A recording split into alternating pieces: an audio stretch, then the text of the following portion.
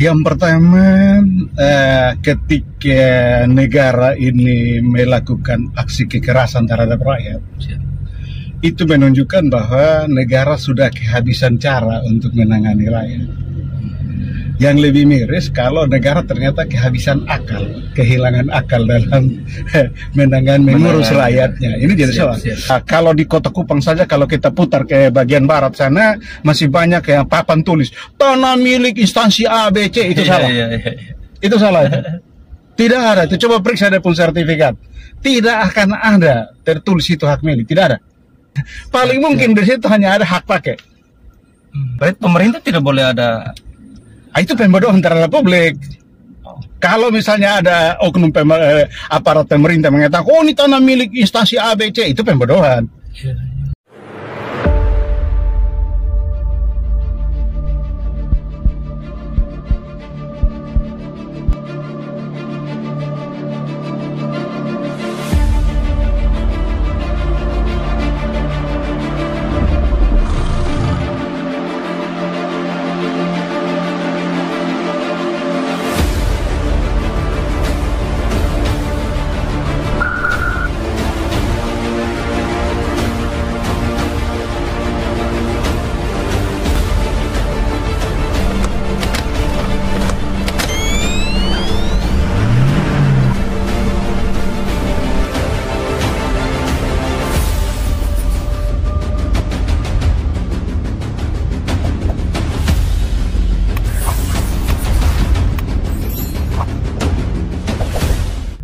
Halo Bapak Mama, bersaudara semua, ketemu lagi di Pasiar Oto, gas jangan rem.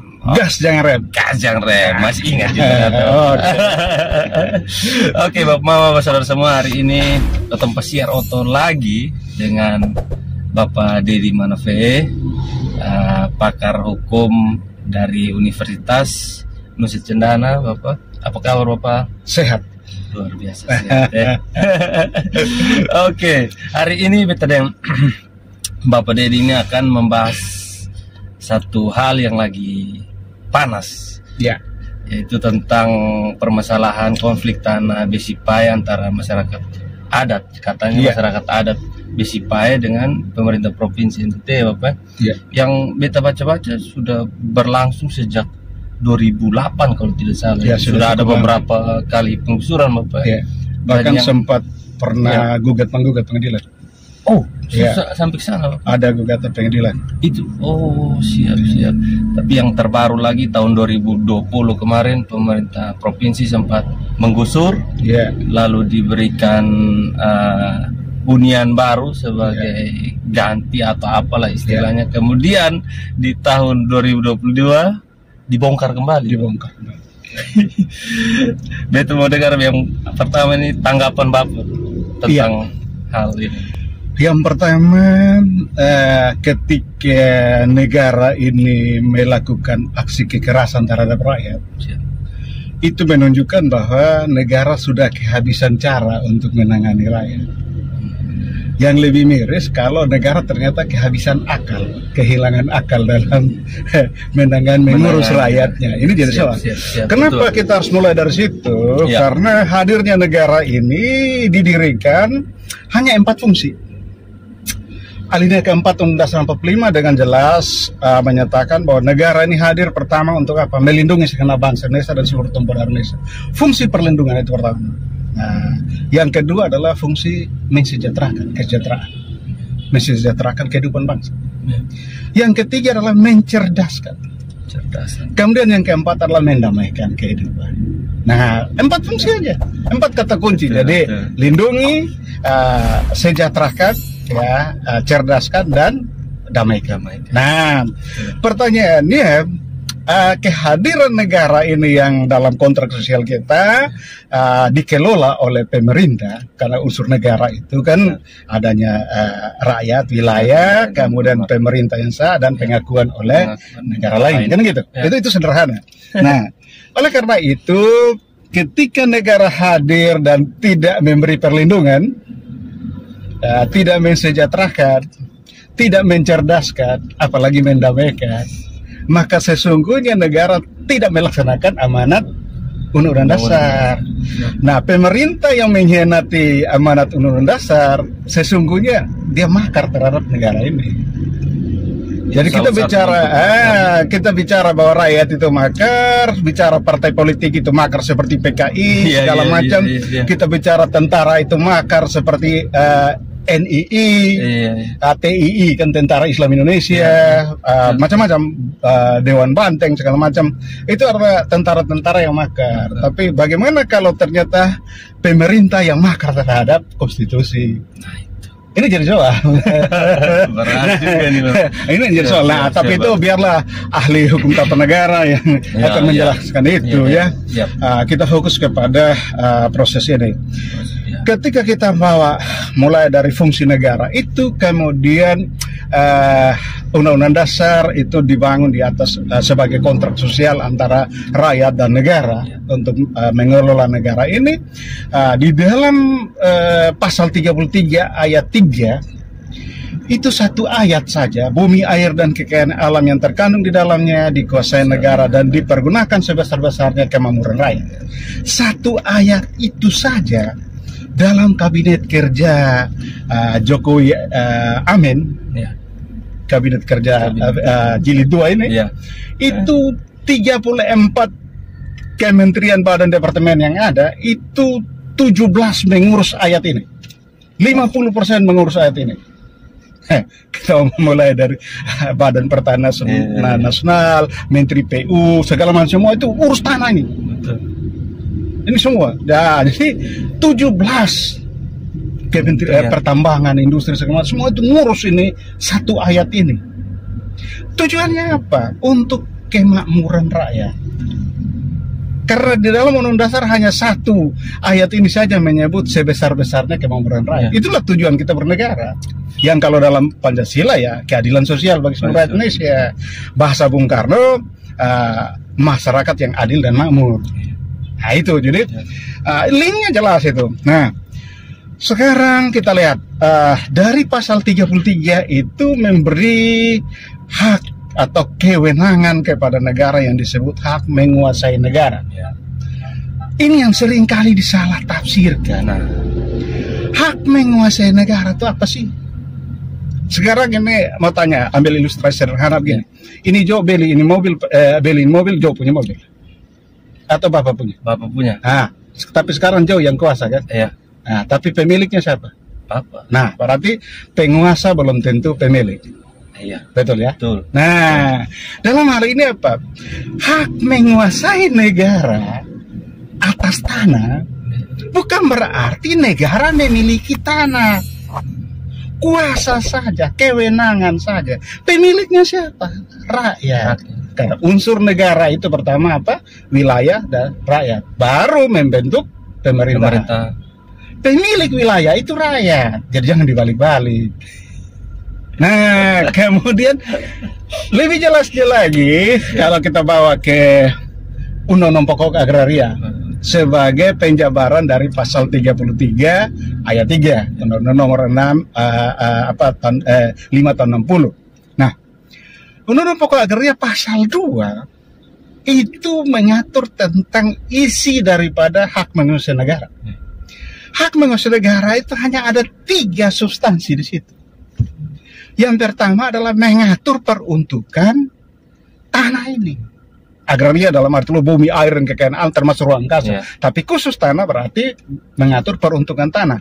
Makanya kita kenal ada kawasan industri, ada kawasan perkantoran, ada kawasan ekonomi, ada kawasan permukiman, ada kawasan hutan, macam-macam.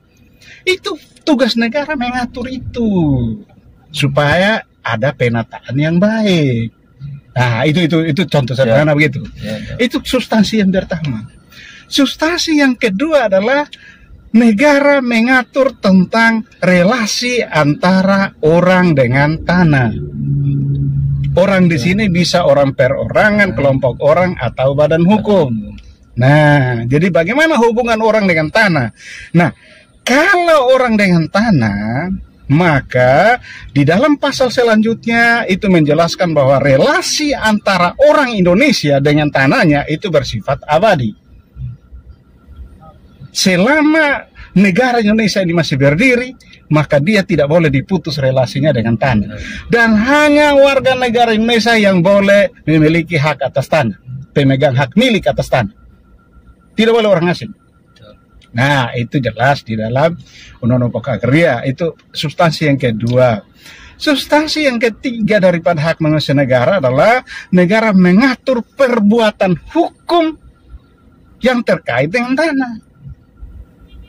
Jadi misalnya jual beli, maka harus bikin bagaimana tata cara jual beli yang baik, hibah, gade, bla bla bla, segala macam, waris, semua itu semua harus berdasarkan aturan yang diatur oleh negara supaya jangan kacau. Nah, jadi hanya 3 substansi, tidak disebut di situ bahwa negara sebagai pemilik tanah, tidak ada, tidak ada. Nah, kemudian kita clear situ dulu hak manusia negara, selesai di situ. Sehingga kalau di Kota Kupang saja, kalau kita putar ke bagian barat sana, masih banyak yang papan tulis tanah milik instansi A, B, C, itu salah. Itu salah. Tidak ada. Itu coba periksa ada pun sertifikat. Tidak akan ada tertulis itu hak milik, tidak ada. Paling mungkin di situ hanya ada hak pakai.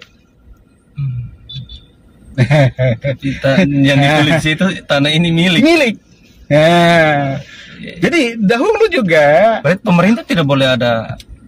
Itu pembodohan terhadap publik. Kalau misalnya ada oknum aparat pemerintah mengatakan, oh ini tanah milik instansi A, B, C, itu pembodohan. Dan itu saya sampaikan di pengadilan, saya saksi ahli, saya sampaikan itu. Ada rekaman 4,5 jam di YouTube. Siap. Dan itu direkam bukan oleh teman-teman, itu direkam oleh Komisi Yudisial. Jadi itu satu Indonesia itu. Siap. Oke. Kita lihat lagi lebih lanjut. Sekarang kita masuk kepada hak wilayah. Ya. Kita masuk kepada hak wilayah. Coba kita potong singkat. Ya. Hak wilayah itu adalah kalau kita baca dalam Undang-Undang Pokok Agraria pasal 3 yunto pasal 5 itu maka dibilang hukum adat, hukum agraria Indonesia adalah hukum adat, kemudian mengakui hak-hak tradisional dari kesatuan masyarakat hukum adat. Nah, kemudian penjelasannya mengatakan bahwa hak-hak yang tradisional dari masyarakat adat itu dalam literatur disebut sebagai basic right. Basic right. Nah, apa itu basic right?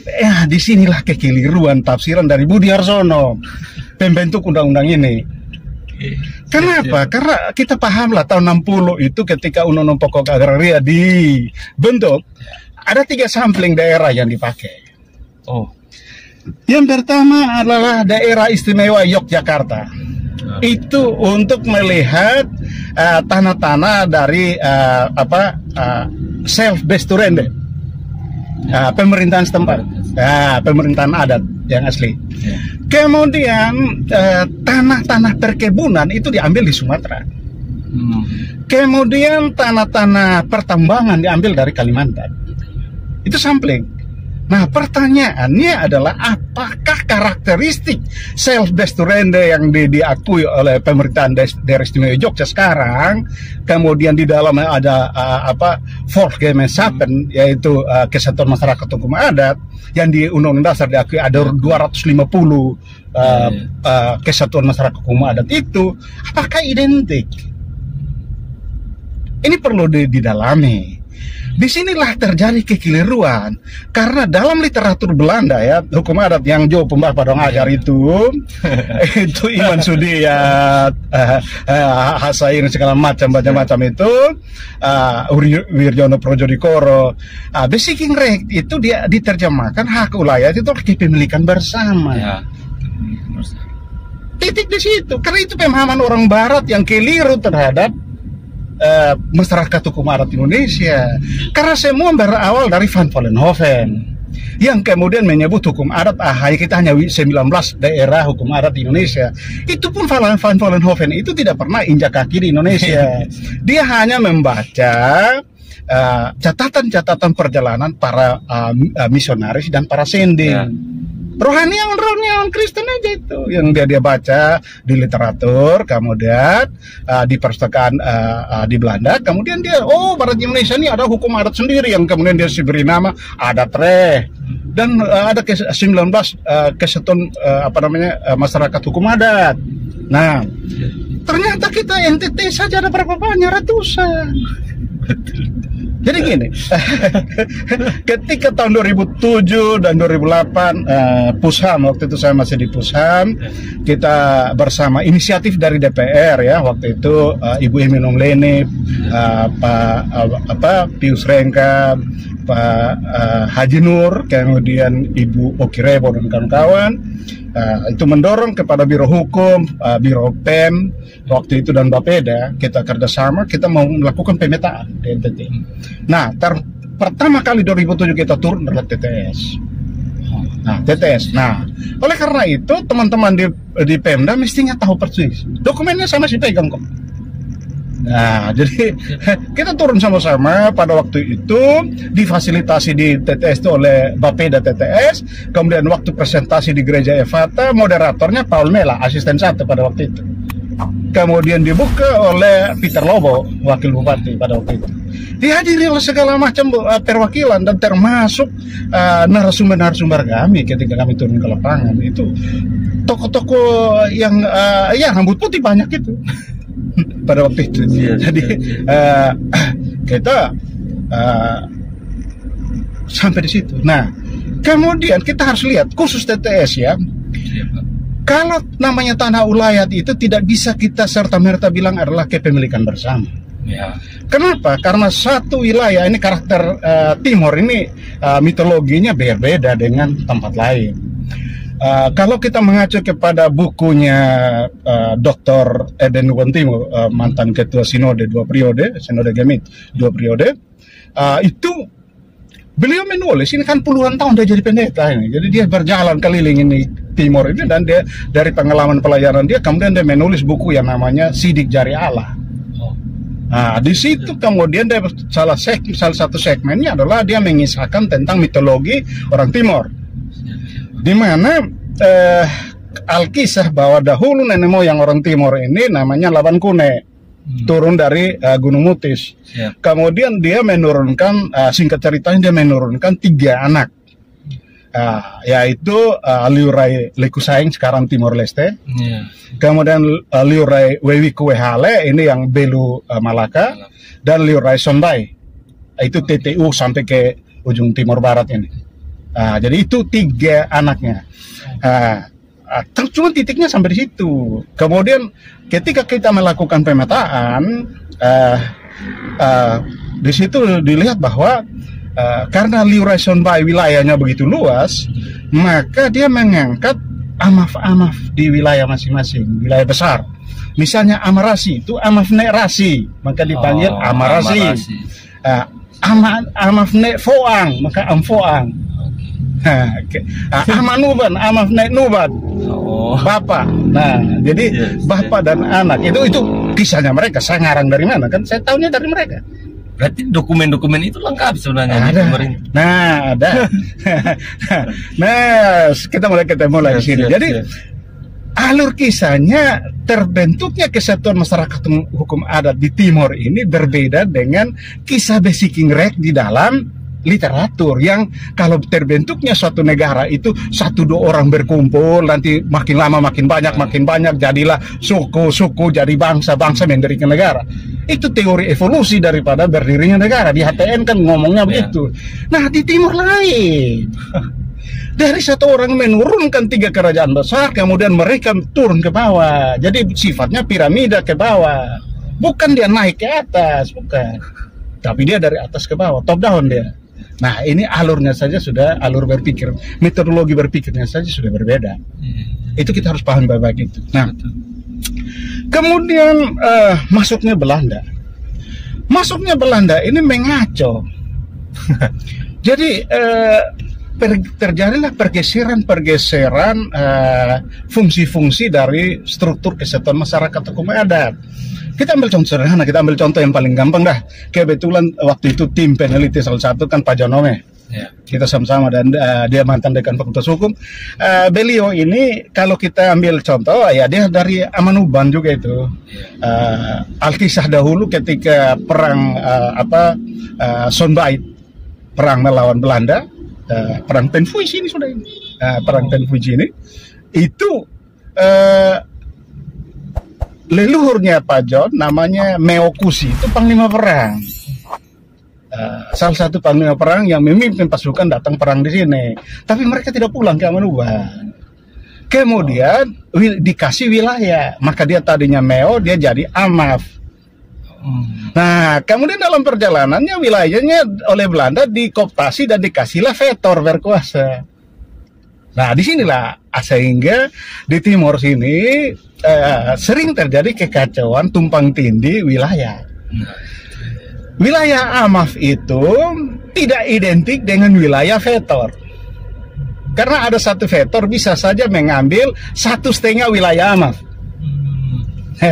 Itu misalnya seperti itu. Nah, tapi kalau digambarkan lebih dalam nanti rumit lagi. Nah, itu kita lihat di situ. Nah, kemudian lebih dalam yang disebut dengan tanah ulayat khusus di TTS ya, itu satu wilayah itu tidak terbagi habis. Jadi kalau wilayah besar antara Amanuban, kalau TTS ya, Amanuban, Amanatun, dan Molo, itu betul-betul garis batasnya berhimpitan. 3 wilayah besar ini, 3 Amaf ini berhimpitan wilayahnya. Tetapi ketika kita masuk misalnya Amanuban, wilayah Amanuban itu tidak terbagi habis ke dalam semua suku-suku yang ada di situ, tidak. Kenapa? Karena di dalamnya ada kawasan yang masih menjadi kepemilikan bersama yang disebut Basiking Right tadi. Kawasan itu apa saja? Kawasan hutan larangan, Talas, kawasan Leu, Keramat. Maka seperti di Kupang sini ada Fatu Leu, Watu Keramat. Nah, itu tempat keramat, itu milik bersama itu. Karena disitulah tempat mereka mengkeramatkan, ada mungkin ada ritual-ritual suci tertentu dalam perspektif kepercayaan masa lalu, kan begitu. Nah, kemudian ada kubu pertahanan. Karena perang-perang kan, entah apakah perang antar suku, perang dengan Belanda, perang dengan Portugis. Nah, sehingga ada kubu pertahanan. Itu milik bersama, tidak ada yang menjadi milik siapa. Kepala suku pun bukan dia pemiliknya, dia hanya menguasai untuk mengatur, memimpin saja, tapi bukan milik pribadi. Dia tidak bisa jual juga. Termasuk juga misalnya ada kawasan Padang Gembala misalnya. Nah, itu semua bisa lepas hewan. Tetapi dalam rangka untuk mengakui bahwa siapa yang berkuasa di situ, nanti orang yang melepas hewan akan membayar semacam retribusi begitu ya, itu kaki rumput, bunga rumput, kaki hewan gitu. Jadi itu semacam retribusi masuk kawasan gitu. Itu saja pengakuan, tetapi bukan berarti milik dia, bukan, bersama. Yang berikut lagi misalnya Lopo, rumah adat. Nah, rumah adat Toba Timur ini karena mereka leluhur mitosnya mereka itu turun dari Gunung Mutis, maka semua lopo mereka itu akan menghadap ke Gunung Mutis. Dan setiap orang yang meninggal itu nanti kuburannya dia dikubur dengan menghadap ke Gunung Mutis, ke lopo dia, dan lopo dia akan ke Gunung Mutis begitu. Kiblatnya mereka gitu. Nah, jadi itu kawasan bersama, tanahnya itu wilayah bersama. Itu singkat cerita begitu. Itu kategori pertama. Yang kedua, ada tanah yang dimiliki oleh kepala suku atau oleh usif amaf, apapun istilah ya, pimpinan-pimpinan itu mereka punya sendiri, dan rata-rata karena mereka bos dapat yang bagian yang besar. Nah, kalau yang itu benar, itu milik pribadi. Kemudian anak-anak rakyat yang di situ itu mereka punya hak milik pribadi juga. Di rumah pekarangannya, tempat kebunnya dia itu milik pribadi. Nah, jadi di dalam kemudian ada kawasan tertentu lagi yang masih menjadi kawasan yang dikuasai oleh kepala sukunya, amafnya. Nah, oleh pimpinannya. Itu kawasan yang menjadi kawasan semacam tanah persediaan modal begitu, yang kalau anak suku ada yang rajin, ya, tahun ini selain dia menggarap, dia punya milik pribadi, dia masih ada kelebihan tenaga, dia minta, Araf, bagaimana kalau saya garap di bidang ini, nanti bagi hasil. Untuk meningkatkan kesejahteraan. Atau ada anak-anak suku yang kekurangan lahan garapan karena ketika pewarisan tanahnya menjadi sempit, maka mereka bisa minta kepada anaknya untuk menggarap. Itulah kearifan lokal. Nah, sampai di situ kita bisa lihat ada 4 kategori tanah wilayah. Jadi bukan satu-satunya milik bersama, basic right itu saja, tidak. Nah, sekarang kita mengerucut ke tanah Besipae. Betul. Ini tanah Besipae ini konon tahun 82 sudah diserahkan oleh entah siapa dia, klasifikasi dia itu, apakah dia AMAF atau dia USIF, apa MEO atau apapun, itu terserah mereka lah. Apapun istilahnya kan begitu. Kan dokumennya bilang sudah hilang, kemudian baru diproduksi baru kan begitu. Tapi dokumen aslinya kan konon katanya hilang kan. Jadi apapun istilahnya terserah mereka lah. Tetapi yang pasti ketika menyerahkan ini, apakah melibatkan anak-anak dia? Sebagai bapak dan anak-anak itu harus semua terlibat. Karena tidak sekedar kawasan Besipae Pubabu dalam kaitan dengan sertifikat hak pakai yang sudah ada dan beredar luas itu hampir 4.000 hektar. Artinya tidak hanya 37 KK yang sekarang lagi digusur-gusur itu, tetapi sekian ribu warga satu desa yang masih ada dalam situ, bahkan mungkin satu desa lebih itu mereka statusnya bagaimana? Ini penting. Nah, berarti masih ada bangunan-bangunan lain yang tidak disentuh oleh pemerintah sebenarnya. Jadi masih kalau ikuti sertifikat itu, ya itu sertifikat kan kita baca di media sosial ya. Juga, ya. Tapi tidak ada satupun yang dipublikasikan secara resmi oleh Pemprov kan kita belum tahu. Tapi kalau disampaikan oleh teman-teman aktivis di lapangan, itu berarti mereka ingin kejelasan. Betul. Nasib sekian ribu orangnya mau gimana? Mau diusir? Apakah mereka okupan? Padahal kalau lihat dari bukti-bukti yang mereka pegang dan kita dapat fotonya di media sosial, bahkan kuburan-kuburan yang ada itu sudah ada nisannya itu 1921. Iya. Mereka sudah tinggal situ. Nah, apakah mereka masih okupan? Dan jauh sebelum negara ini lahir. Dan di video itu juga justru kalau dari video itu Bapak Beta menonton, justru pemerintah sendiri yang tidak bisa menunjukkan bukti kepemilikan dari pemerintah sendiri. Jadi pemerintah selalu berdalih bahwa kalau memang merasa tidak betul, gugat ke pengadilan. Persoalan paling dasarnya kalau pemerintah juga merasa bahwa masyarakat mengokupasi, kenapa pemerintah tidak menempuh jalur hukum, tapi menempuh jalur kekerasan? Nah, kemudian pemerintah berdalih bahwa kami menertibkan. Penertiban ini kita ambil contoh sederhana begini ya. Penertiban KTP. Siap. Kalau mau pemilu kan penertiban KTP. Betul. Di situ tilang di tempat loh itu. Dan ada sidang di situ. Iya. Itu semua unsur ada di situ. Jadi tidak hanya Pol PP toh. Itu di sidang di situ. Nah, kalau kita ambil contoh lagi, apalagi penertiban kaki lima dan segala macam. Persoalannya kalau penertiban kaki lima itu trotoar, tempat yang bukan untuk berjualan, semua orang tahu lah gitu. Ya kan Anda dipindahkan. Ya kan begitu. Karena ada tempat berjualan, ada pasar. Sudah jelas. Sudah jelas. Nah, persoalannya sekarang orang-orang ini tempat tinggal, apanya mau ditertibkan? Nah, sekarang begini, kita lebih mengerucut lagi. Oke, wilayah tadi kita sudah jelas itu. Sekarang kita masuk kepada hak pakai yang pemerintah gunakan sertifikat hak pakai. Hak pakai itu adalah turunan daripada hak milik.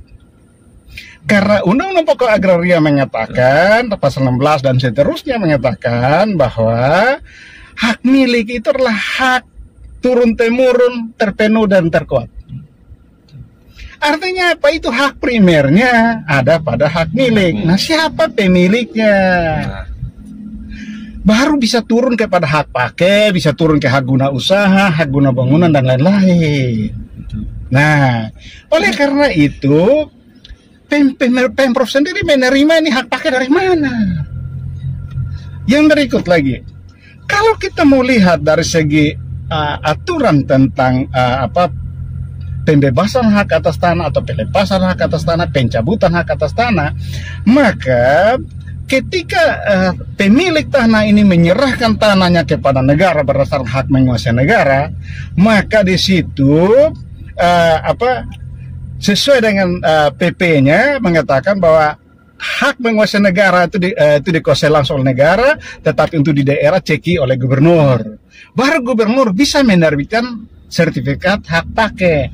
Pertanyaannya, sertifikat hak pakai itu dikeluarkan gubernur untuk siapa? Masa gubernur keluarkan sertifikat hak pakai untuk diri sendiri? Untuk diri sendiri kan. Siapa dia? Nah, kalau ada pihak ketiga yang pemegang sertifikat hak pakai, maka konfliknya terjadi antara pemegang sertifikat hak pakai itu dengan masyarakat. Bukan pemerintah menjadi tukang pukul terhadap pemegang sertifikat hak pakai.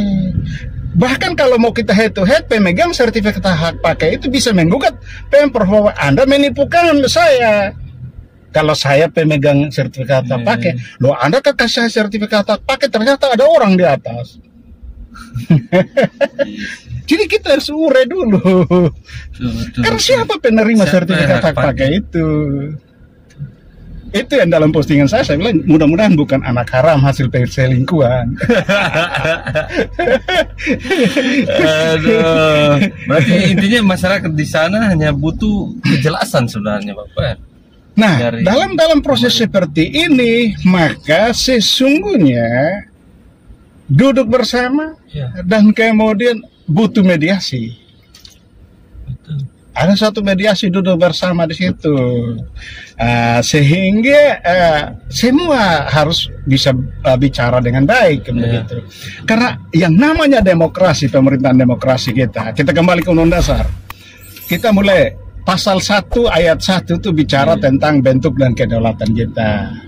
Kita memilih negara kesatuan dan republik. Tidak ada dinasti-dinastian di situ. Kemudian yang kedua, kita memilih konstitusi, demokrasi konstitusional. Itulah kontrak sosial. Baru ayat 3 kita bicara negara hukum. Dalam artian apa? Dahulukan dulu demokrasi, bos. Baru kita bicara hukum. Hukum adalah the last resort. Nah, jadi jangan sedikit-sedikit, kalau kalian tidak setuju hukum, lalu lu sendiri pakai hukum, tidak. Tidak bisa seperti itu dong. Betul. Ya, kalau pemerintah merasa bahwa masyarakat mengokupasi lahannya, dia mestinya dia gugat dong ke pengadilan. Mestinya dia gugat, bukan dia datang bawa pakai kekerasan. Itu kekerasan pemerintah terhadap oknum, terhadap rakyat. Betul. Tapi katanya Bapak, ada pengurus di situ yang sudah membawa surat perintah pengosongan. Nah, dan itu pemerintah mengklaim bahwa itu sudah sesuai SOP. Itu sebenarnya seperti apa sih, Bapak, surat pengosongan itu? Ya, jadi gini, inti dari proses ini adalah pemerintah selalu berdalih bahwa ada kalangan tertentu yang sudah menyerahkan tanah itu. Tapi masyarakat sendiri juga punya dalih bahwa orang yang menyerahkan ini siapa dia? Lah kami yang sudah tinggal dari di sini, leluhur kami dari 1921 ini, kami tidak tahu menau. Terus nasib kami bagaimana? Kan begitu, itu soal. Kita ambil contoh lain, misalnya begini. Kasus kebetulan dulu kan saya ketua tim ahli DPR Kota Kupang, kasus Bendungan Kolhua misalnya. Kenapa itu sampai Komnas HAM waktu itu Natalis Pigai turun, kita diskusi di ruang rektor waktu itu sama si Kapusam juga. Nah, kenapa? Karena terjadinya begini, orang lain yang tanda tangan tentang penyerahan tanah, kemudian Pak Wali dengan tanpa dosa turun ke lapangan, diusir oleh masyarakat. Wali marah loh, saya ini kan pemerintah resmi, saya datang untuk ngomong, kalian kenapa usir? Masyarakat bilang, ya Pak, cari yang orang serahkan tanah, dia sendiri tidak punya tanah di sini. Nah, contoh lain lagi, ketika itu juga saya masih Kapusam, itu kasus dermaga Kolbano. Ada orang tertentu bahkan dibawa oleh Pemda itu sampai ke DPR RI untuk meyakinkan DPR RI bahwa ini proyek ini infrastruktur yang digadang-gadang oleh Pak Jokowi di periode pertama, ini salah satu dermaga Kolbano dan yang masyarakat sudah siap menyerahkan tanah. Ternyata orang yang menandatangani ini bukan pemilik di situ, dia bahkan satu jengkal pun tidak punya di situ. Nah, itu Pak Fahri, kita sama-sama turun ke lapangan. Nah, Pak Fahri masih hidup, bisa memberi kesaksian itu. Foto-foto semua masih ada. Waktu itu kita turun langsung ke lapangan. Akhirnya Pemda memberi ganti rugi kepada 4 suku yang benaran di situ. Baru masyarakat bilang, kami tidak tolak pemerintah ini pembangunan karena kami senang bahwa pembangunan masuk. Tetapi orang yang serahkan itu bukan yang punya tanah. Ini jadi soal. Jadi seringkali kita pemerintah kita ketika berkaitan dengan lahan seperti ini kurang jeli dalam melakukan identifikasi. Padahal pengadaan tanah untuk kepentingan umum itu dimulai dengan sosialisasi, kemudian identifikasi siapa pemegang hak atas tanah di situ. Itu penting. Itu langkah-langkahnya teman-teman di Pemda sangat tahu itu. Dan ketika kita di pengadilan, itu kita jelaskan urut-urut itu. Dan hal itu bukan hal baru, banyak proyek-proyek pemerintah yang diselesaikan dengan baik, saudara. Nah, tapi harusnya komunikasi. Jadi ini sebenarnya komunikasi dan kelihatannya kembali ke statement saya awal, ketika pemerintah sudah mulai atau negara sudah menggunakan kekerasan terhadap rakyatnya, itu menunjukkan bahwa negara sudah kehabisan cara. Mudah-mudahan tidak kehilangan akal atau sudah merasa capek untuk mengurus rakyat, itu repot. Oke Bapak, terakhir Bapak, mungkin ada yang Bapak mau sampaikan untuk pemerintah dan untuk masyarakat di Besipai. Sesungguhnya kalau kita kembali ke konsep klasik good governance ya, kemitraan antara pemerintah, dunia usaha dan pelaku dan masyarakat ya. Bagaimana sesungguhnya kalau dengar-dengar dari masyarakat, mereka tidak anti pemerintah kok. Kan faktanya dahulu ketika proyek Besipai ini jalan dan ada kemitraan dengan Undana, kan tidak ada yang ribut-ribut. Iya. Nah, karena pada waktu itu pelibatan masyarakat. Nah, kalau sekarang kemudian masyarakat mau digusur, ya repot. Oleh karena itu, kembali ke amanat Undang-Undang Pokok Agraria, relasi antara orang dan tanahnya itu bersifat abadi, jangan diputus. Kecuali dia yang memutuskan diri dari relasi dengan tanah. Misalnya dia jual atau apa, itu dia sendiri yang secara sukarela memutus relasinya dengan tanah. Tetapi pihak lain tidak boleh memutus itu. Nah, oleh karena itu justru saya berpikir bahwa mestinya 3 komponen dalam good governance ini bisa bermitra di situ. Toh amanat Undang-Undang Dasar mengatakan sebesar-besarnya kemakmuran rakyat. Hak menguasai negara juga untuk kemakmuran rakyat. Jadi mestinya bisa bermitra di situ. Libatkan mereka, apa susahnya? Saya kira itu. Oke, Bapak Dedi, terima kasih banyak buat diskusinya hari ini. Sebenarnya masih bisa panjang lebar lagi, lebih masuk lagi, hanya karena waktu dan lain-lain kita harus sampai di sini dulu, Bapak. Terima kasih banyak, Bapak, sudah mau diundang di Peserhoto. Hormat. Mudah-mudahan ini juga menjadi media untuk bisa menyampaikan ke teman-teman di Pemprov, karena itu banyak yang teman-teman kita sendiri, alumni Fakultas Hukum Undana juga banyak. Betul, Bapak. Semoga ada jalan keluar deh. Dan teman-teman peneliti lapangan, kita sama-sama turun lapangan. Nah, itu dia. Oke, jadi inti dari semuanya itu komunikasi yang baik lah antara pemerintah dan masyarakat di Sipai, ya Bapak. Iya. Siap Bapak. Oke Bapak, saudara semua, sekian ketemunya Pasiar Oto hari ini. Semoga ada hal-hal baik yang bisa diambil demi apa ya Bapak, cepat terselesainya lah. Ya, kita harap lebih cepat selesai. Itu Bapak, semua Natal begini, hujan begini, baru orang baru mana sudah ada kan, kasihan tuh Bapak. Siap Bapak. Oke Bapak, saudara semua, sampai ketemu di video berikutnya. Bye.